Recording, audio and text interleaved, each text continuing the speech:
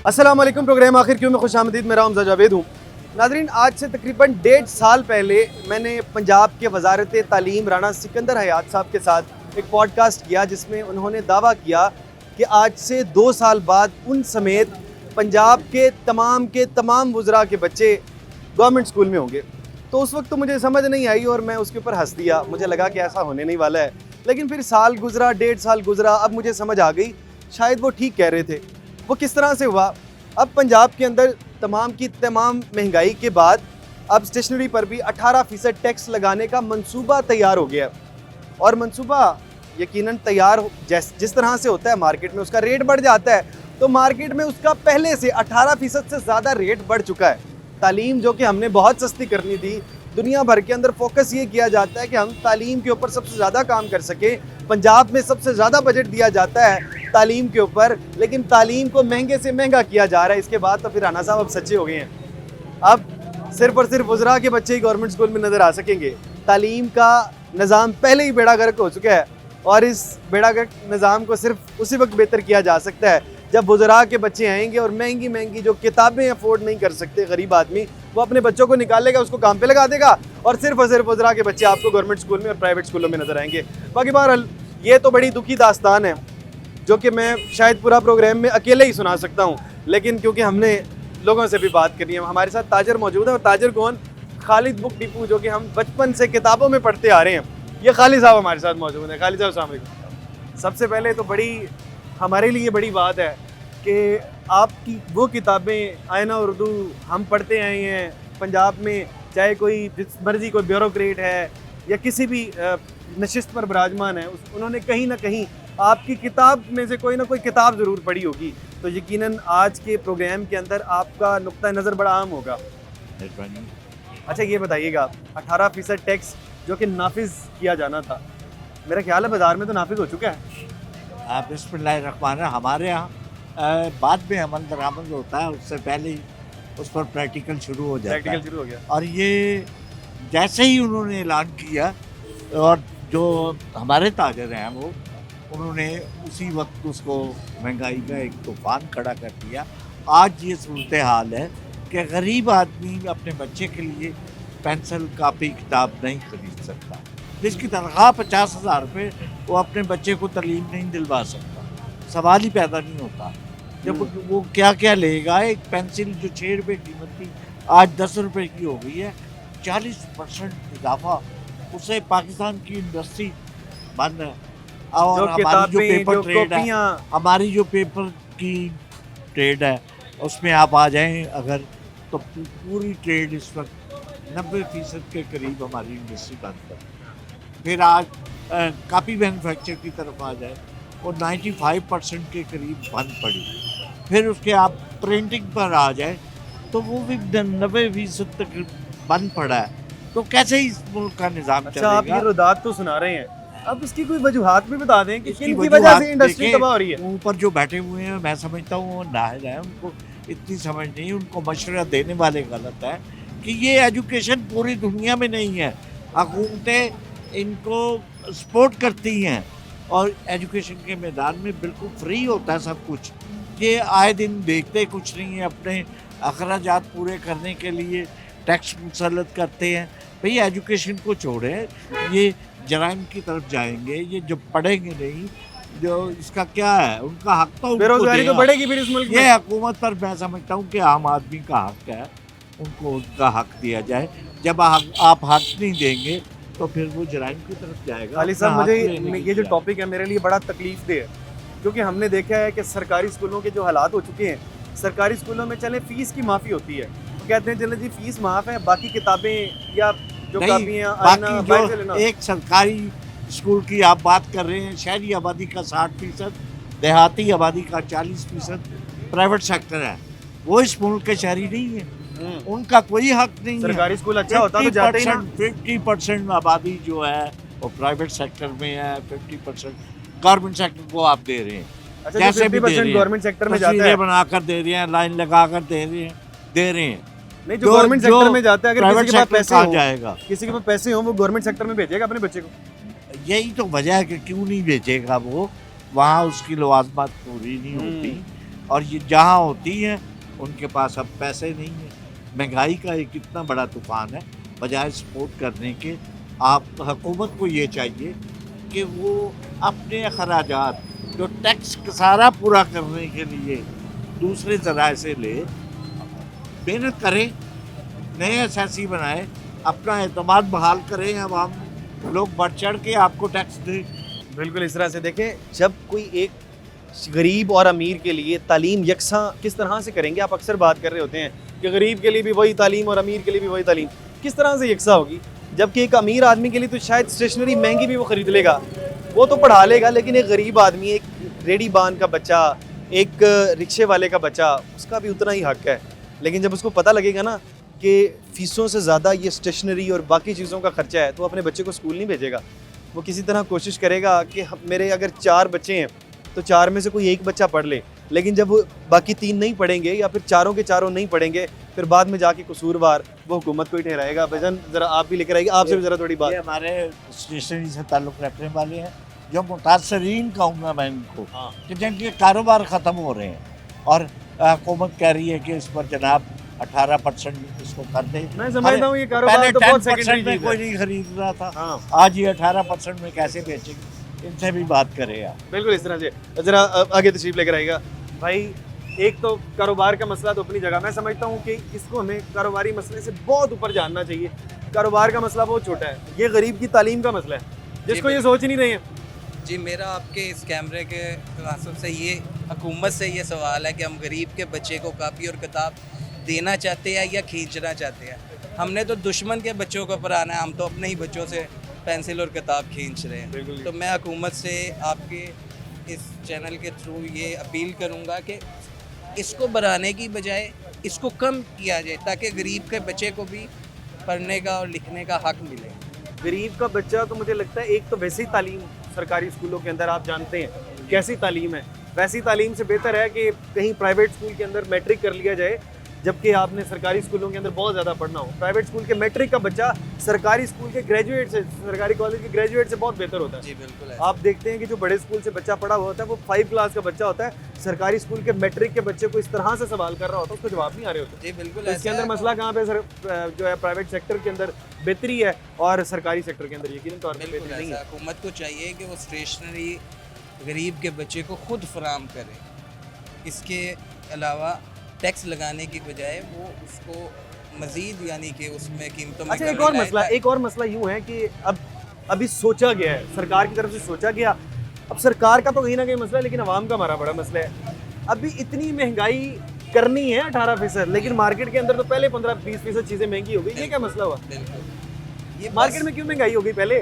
ये एक तो इंटरनेशनली इसके इफेक्ट आ रहे हैं, जो इंटरनेशनल सिचुएशन है दुनिया की, उसके अलावा जो हमारे मुल्क की ऐसे तो फिर सर जब 18% टैक्स लगेगा तो 10 वाली चीज़ 20 की हो जाएगी, तो ये तो मज़ीद महंगी हो जाएगी। तो ये हम हुकूमत से अपील करते हैं कि इसमें गरीब के बच्चे के लिए आसानियाँ की जाए, टैक्स को बढ़ाने की बजाय अगर कम नहीं कर सकते तो एटलीस्ट इसी जगह पे उसे रखा जाए। इसे कहीं ना कहीं रिलीफ दिया जाए। भाईजान अस्सलाम वालेकुम। वालेकुम अस्सलाम। भाईजान बड़ी तकलीफ हो रही है मुझे ये बात करते हुए कि जो गरीब का बच्चा है, अब जो हमने जो दुश्मन के बच्चों को पढ़ाना था शायद उन्हीं को पढ़ा सकते हैं, हमारे अपने बच्चे नहीं पढ़ सकते। आप बिल्कुल दुरुस्त कह रहे हैं। इस वक्त अगर आप आदादोशुमार देखें तो 2,51,00,000 बच्चा है जो स्कूल से बाहर है, और ये आदादोशुमार हुकूमत के अपने हैं। अगर आप तालीम पे टैक्स लगाएंगे, स्टेशनरी पे टैक्स लगाएंगे, तो अगले साल आपको ये फिगर उससे भी ज़्यादा मिलेगी।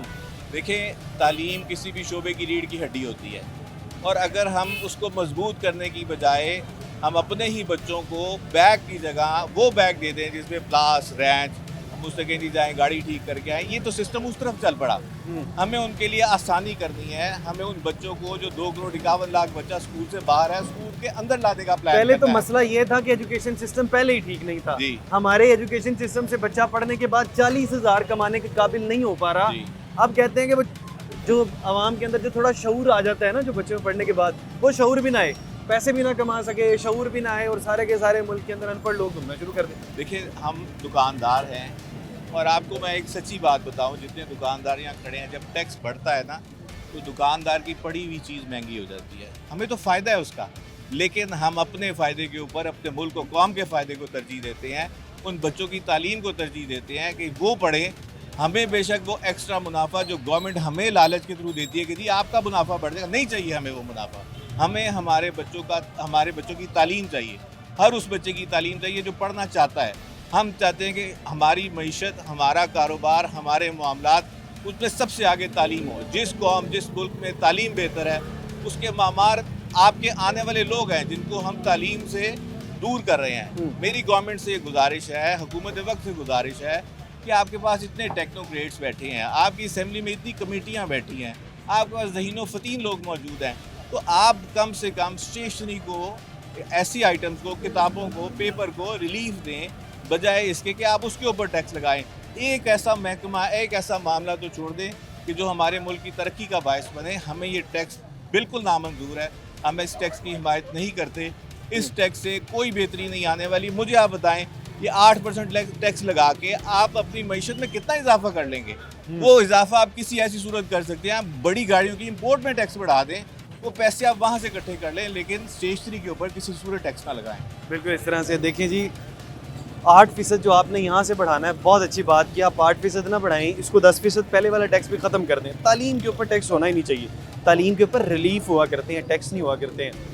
ये टैक्स आप किसी और लग्जरी पे लगा दें। वैसे तो सुबह से लेकर जब आंख खुलती है तो हम टैक्स देना शुरू करते हैं और रात को आंख बंद हो जाती है और हम टैक्स देते रहते हैं। अब एक बच्चे जैसे ही वो पैदा होता है वो टैक्स देना शुरू करता है, और जैसे ही बच्चा जब बड़ा हो जाता है और बूढ़ा हो जाता है और उस दुनिया से चला जाता है, टैक्स देते देते ही जाता है।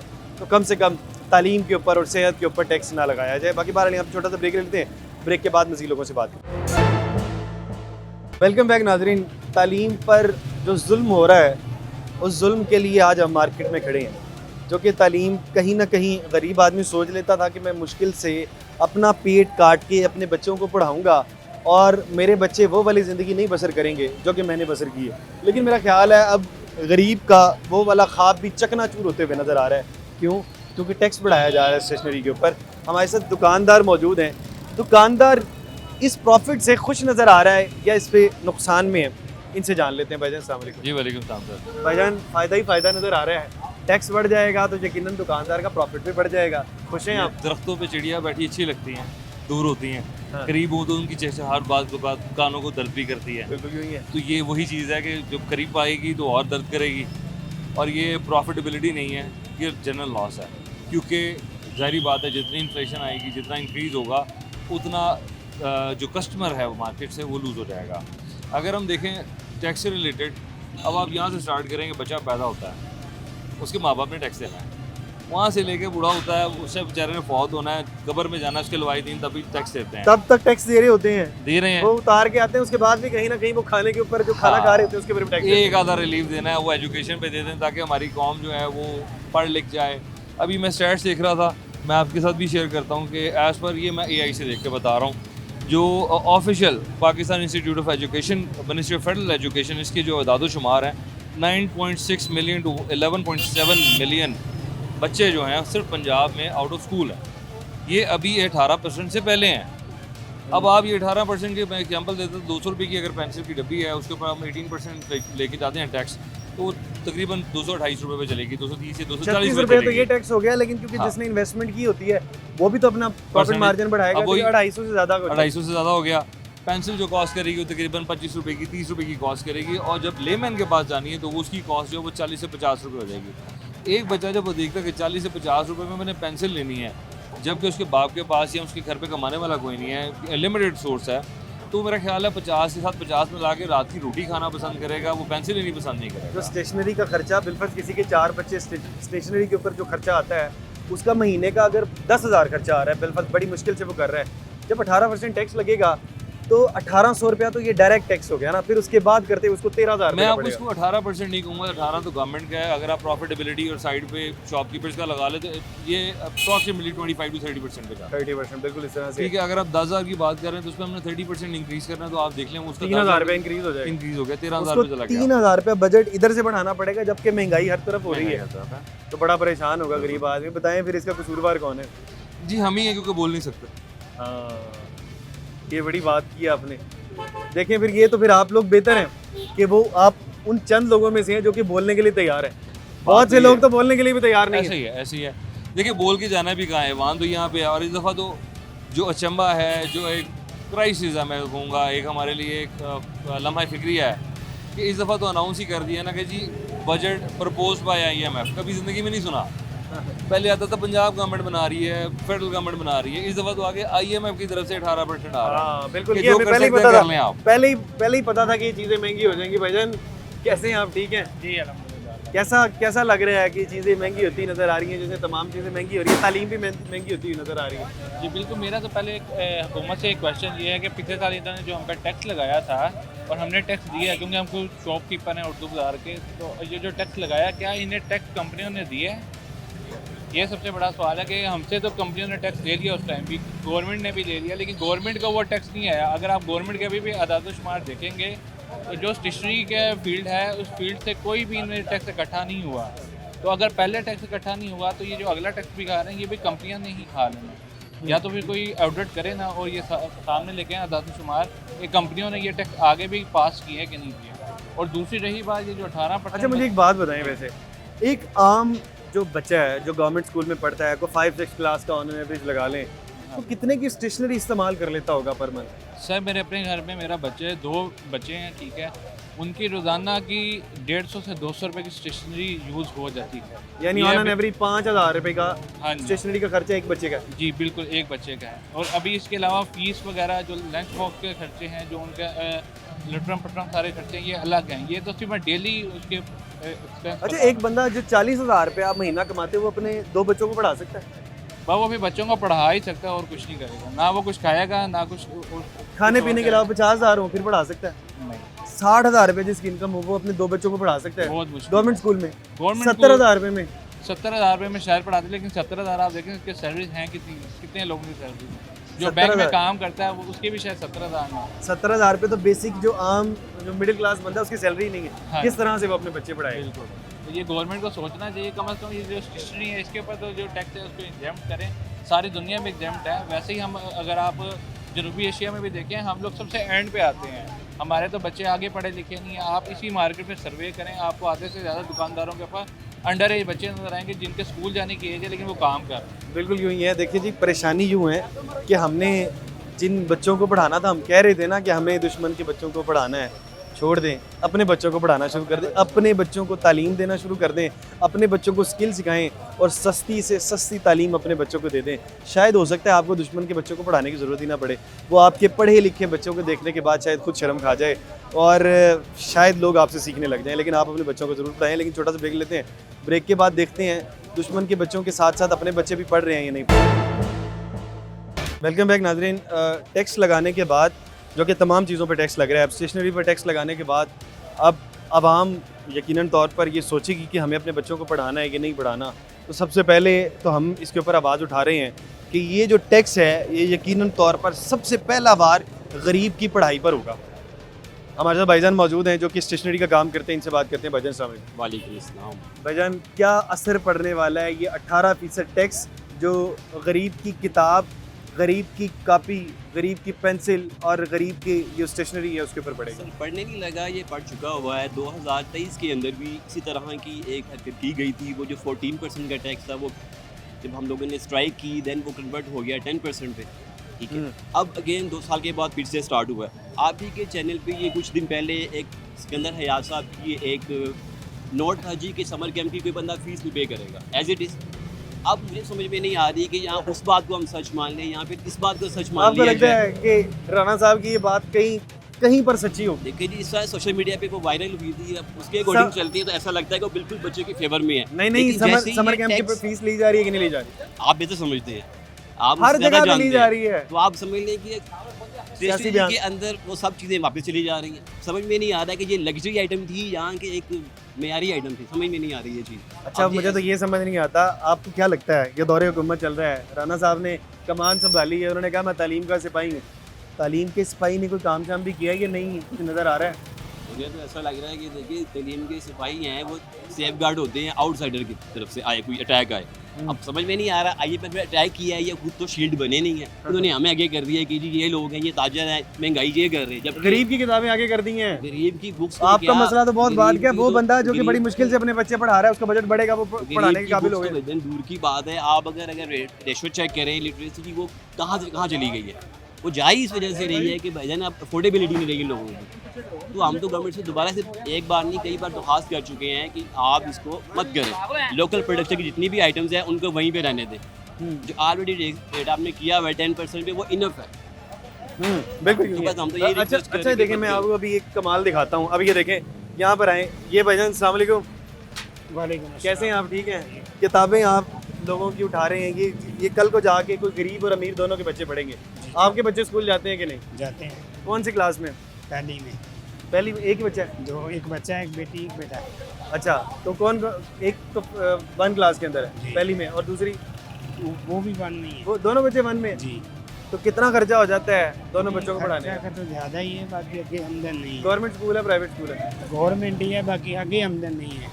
अच्छा, अगर ये चीज़ें स्टेशनरी महंगी हो जाए फिर आप बच्चे पढ़ा सकेंगे? नहीं पढ़ा सकते, जो वक्त जा रहा है, नहीं हिम्मत नहीं है। तो सरकार तो कह रही है, गवर्नमेंट कह रही है कि हम तो बड़ा रिलीफ दे रहे हैं सरकारी वो स्कूल। रिलीफ तो दे रहे हैं, बाकी आगे अब अखराजात ज़्यादा हैं, काम नहीं है। अच्छा, आप मुझे ये बताएं, बड़े बड़े दावे हुए हैं कि हमने तालीम को बड़ा बेहतर कर दिया है। आपको मौका मिले, अल्लाह आपको पैसे दे, आप अपने बच्चों को प्राइवेट स्कूल में पढ़ाएंगे, गवर्नमेंट स्कूल में पढ़ाएंगे? प्राइवेट में जो हालात चल रहे हैं ना, वो तो कुछ भी नहीं हो सकता। अगर आपको मौका मिले, आपकी जेब में पैसे हों, अब ठीक आप है। बच्चों को प्राइवेट स्कूल में पढ़ाएंगे, गवर्नमेंट में पढ़ाएंगे? भाई फिर तो यही हो सकता है कि कोशिश तो करेगा कि यार प्राइवेट में पढ़ जाए, तो बेहतर पढ़ सके। हाँ जी, बेहतर पढ़े। सरकारी स्कूल की पढ़ाई मजबूरी के तहत हो सकती है, बस वो- लेकिन अच्छी तालीम नहीं हो जी, सकती। कोई बेचता है, कोई नहीं भी बेचता, बच्चा जाता है स्कूल में, वो समझ आए ठीक है, नहीं आए इतना सही। कैसी होती है कि आप लोगों की किताबें उठा रहे हैं, लेकिन ये जब महंगी हो जाएंगी तो आप अपने बच्चों के लिए नहीं लेके जा सकेंगे? आप ना बच्चों का खाना नहीं पूरा होता, किताब कहाँ से पूरी करेंगे? ये इतना इस टाइम में यही बात है, नहीं है, रोज गुजारा नहीं है, बच्चे 2 हैं, बीवी हैं, आप क्या करें?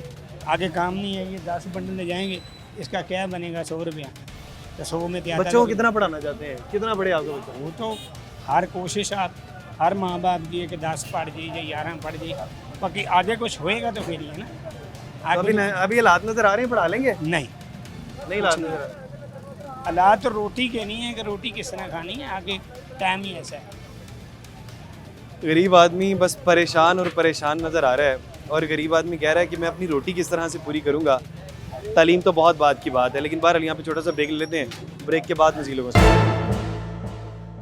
गरीब के बच्चों की स्टेशनरी पर भी टैक्स लग चुका है, जो कि हर चीज़ के ऊपर हम टैक्स दे रहे हैं, लेकिन ये टैक्स बढ़ते बढ़ते बढ़ते बढ़ते इतना हो गया है कि अगर एक बच्चा जब 10 रुपए की बड़ी मुश्किल से कोई चीज़ लेके जाता है, ये तो मैं आम सी बात कर रहा हूँ, अब तो 100 रुपये से नीचे की कोई स्टेशनरी की कोई अच्छी चीज़ भी नहीं आती है। अगर वो 100 रुपये की चीज़ लेके जाता है तो उसके अंदर भी 20 से 30 रुपये टैक्स की मद के अंदर शामिल होता है। उसके अंदर प्रॉफिट और बाकी चीज़ें निकाल के 50 वाली चीज़ गरीब का बच्चा 100 रुपये की ख़रीदता है। बाकी बहरहाल भाईजान अस्सलाम वालेकुम, किस चीज़ का काम करते हैं आप?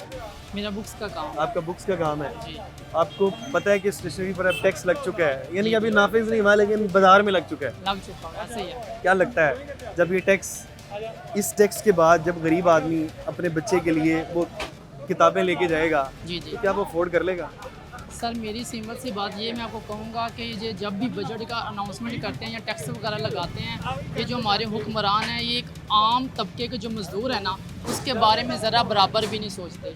आप देखें, हर साल बजट की अनाउंसमेंट होती है, उसमें जितने अमीर लोग हैं उनको फ़ायदा होता है, गरीब बंदे को कोई फ़ायदा नहीं होता।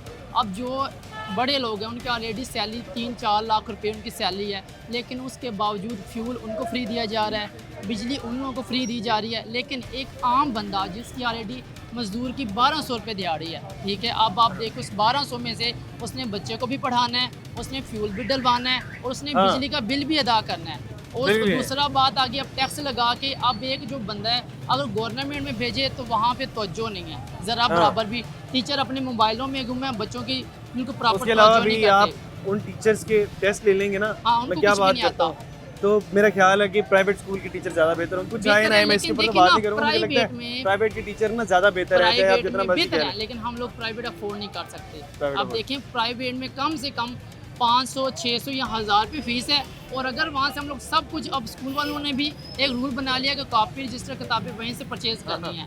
अगर वहाँ से परचेज़ करें तो एक बच्चे का जो 1 क्लास का सेट है वो वहाँ से 5-6 हज़ार का वो लोग देते हैं। क्यों? टैक्स लगा अब 5-6 हज़ार रुपये का जब ये टैक्स मजीद लग जाएगा तो उसके बाद ये यकीनन और महंगा हो जाएगा। ये काम बंदा कैसे अफोर्ड करे? ये किसकी किताबें हैं भाई? ये किताब आपकी किताबें हैं जी, दिखाएं। ये जी 11th की किताबें हैं। पढ़ते हैं आप 11th क्लास में? गवर्नमेंट में पढ़ते हैं, प्राइवेट कॉलेज में पढ़ते हैं? प्राइवेट में पढ़ते हैं। साथ कोई काम शाम करते हैं? जी पापा के साथ बाबा के साथ। बाबा जी क्या काम करते हैं आप? दही भल्ले वाली रेडी लगाते हैं। दही भल्ले वाली रेडी लगाते हैं। तो अब ये कितने की ली हैं आपने किताबें? 500 की 500 दो किताबें, इतनी 500 महंगी की हो गई है। अभी और भी चीज़ें आपने स्टेशनरी की लेनी होगी। अभी एक साल शुरू हुआ है, कितने की किताबें वगैरह ले चुके हैं? अभी तो 2 ही ली हैं, बाकी ढूंढ रहे हैं, मिल भी नहीं रही, शॉर्ट हुई है, इधर से मिल ही नहीं। वो कह रहे हैं इंग्लिश उर्दू। आप भी पढ़ते हैं? जी। किस क्लास में? मैं 12th क्लास के पेपर दे रहा हूँ अभी। 12th के पेपर? Government private? गवर्नमेंट ही है। गवर्नमेंट के हैं? जी। अच्छा, आप प्राइवेट के बच्चे हैं और आप गवर्नमेंट के बच्चे हैं। कौन सा कॉलेज ज़्यादा अच्छा है, प्राइवेट या गवर्नमेंट? प्राइवेट ही अच्छा है, गवर्नमेंट में तो इतनी तवज्जो नहीं देते बच्चों को। अच्छा, गवर्नमेंट में? सही है जी, साइंस कॉलेज के स्टूडेंट हैं। अच्छा, गवर्नमेंट में तवज्जो नहीं देते। वजह क्या, आप बताएं जी, आपके स्कूल के अंदर क्या बुरी चीज़ है जिसकी वजह से आप कहते हैं तवज्जो नहीं देते?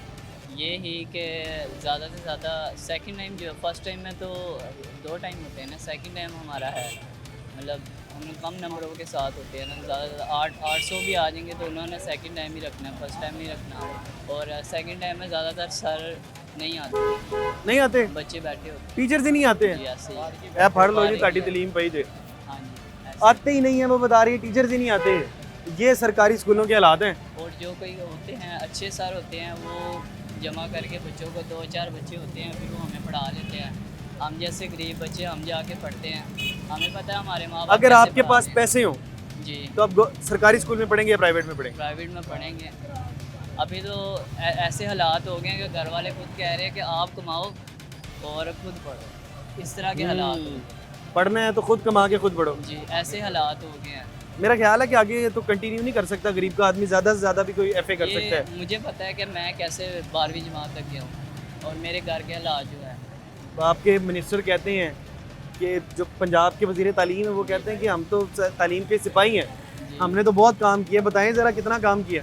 काम आपके सामने है, ये देखिए 500 की एक किताब मिली है मेरे भाई को, हमें पता है हमने कैसे उनके खरीदी लिए है। तो 500 कुछ भी नहीं है, वो तो हाँ। थोड़ा सा गाड़ी उनकी चलती है 500। ये उनको तो- बताएं ज़रा 500 कितनी मुश्किल से कमाए 500 जाते हैं। बहुत मुश्किल है। हमारे अब्बू कीमे वाली मशीन लगाई थी, उसमें से पैसे कमा के मुझे दिए हैं, जाओ अपनी किताबें लो पढ़ो।